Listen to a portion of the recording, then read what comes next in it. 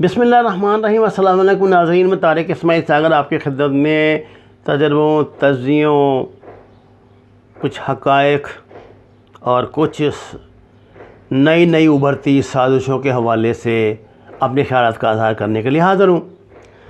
ناظرین کرام، ایک سازشی خبر کسی مغربی صحافی کے حوالے سے اس وقت سوشل میڈیا میں تیزی سے پھیل رہی ہے کہ خاک میں بدھن سعودی حکومت کا یہ پلان ہے کہ وہ میرے آقا و مولا کا مرکز مبارک یہاں سے تبدیل کرے اور گنبد سبز گنبد جو ہے اس کو خدا نہ خواستہ ختم کر دے گی۔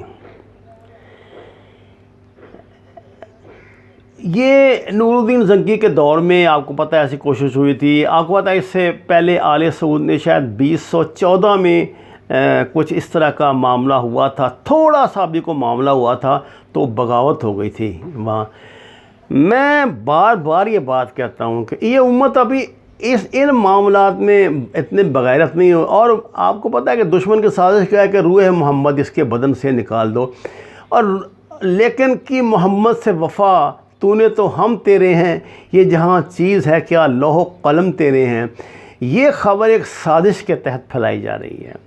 یہ بہت بڑی سازش ہے، مسلمانوں میں انتشار پیدا کرنے کی کوشش ہے کہ پہلے سے ایسی خبریں پھیلا دی جائیں، ذہنی طور پہ انہیں گمراہ کیا جائے، ایک دوسرے کے خلاف نفرت پیدا کی جائے، جلوس نکلے، جلسے ہوں، یعنی ایک کام ہوا نہیں۔ یہ تو وہ سکھوں والی وہ بات ہے نا، جب وہ جس کا وہ لطیفہ ان کا ہور چوپو کہ پہلے جب انہوں نے یہ فیصلہ کیا تھا نا، سکھ بہت عقل مند قوم ہے، یہ میں آپ کو بتا دوں، لیکن یہ کہ لطیفہ ہے تو میں آپ کو سنا رہا ہوں۔ سکھوں نے پہلے خالصہ کالج فیصلہ آباد میں فیصلہ کیا ہاسٹل بنانے کا، اور کمیٹی بیٹھی، جگہ کا انتخاب ہو گیا کہ جی فلان جگہ بنے گی۔ وہ جو جگہ تھی تو کسی نے کہہ دیا کہ جی وہ جو فلانے گاؤں والے ہیں نا تو وہ جو ہے نا وہ نہیں ہمیں کرنے دیں گے، کیونکہ وہاں کماد کی ان کی فصلیں لگی ہوئی ہیں، تو وہ گنے چوپنے، اس وقت گنا چوسا ہی جاتا تھا زیادہ، اس کا گڑ بنتا تھا۔ تو کہتے ہیں کہ سکھوں نے اس گاؤں پہ حملہ کر دیا، جو انہیں مار رہے تھے دیہاتیوں کو، ساتھ ساتھ کہتے جا رہے تھے ہور چوپو۔ تو اب بات یہ ہے کہ ایک بات ابھی نہ ہوئی ہے، ایک مغرب کی ایک سازش ہے، یہ 5th جنریشن وار ہے۔ انہوں نے ایک ایسی افواہ پھیلا دیا کسی عرب شیخ کے حوالے سے، اس کی گفتگو کے حوالے سے، پتہ نہیں وہ لعنتی کون ہے جس نے ایسی بات سوچی بھی ہوگی، اللہ اس کا بیڑا غرق کرے، لیکن ایسا ہوگا نہیں۔ مسلمان کٹ مریں گے۔ دیکھیے جب مسلمان بہت ہی مجبور و مقہور تھے تب بھی اللہ تعالیٰ نے یہ سازش ان کی کامیاب نہیں ہونے دی تھی۔ یہ ہے منصوبہ ہے ان کا، بہت پرانا منصوبہ ہے۔ یہ ہر وہ چیز جو میرے آقا و مولا کی شان کو بیان کرتی ہے، جو ان کی عظمت کے گن گاتی ہے، جو ان کی عظمت و فتح، اور میں کہتا ہوں کہ یہ معاملہ تو یہ اللہ کا ہے، یہ تو اللہ کا معاملہ ہے نا۔ میرے آقا مولا کی شان میں میرے کتے کی کیا اوقات ہے یا کسی اور کی کیا اوقات ہے کہ وہ بیان کرے گا؟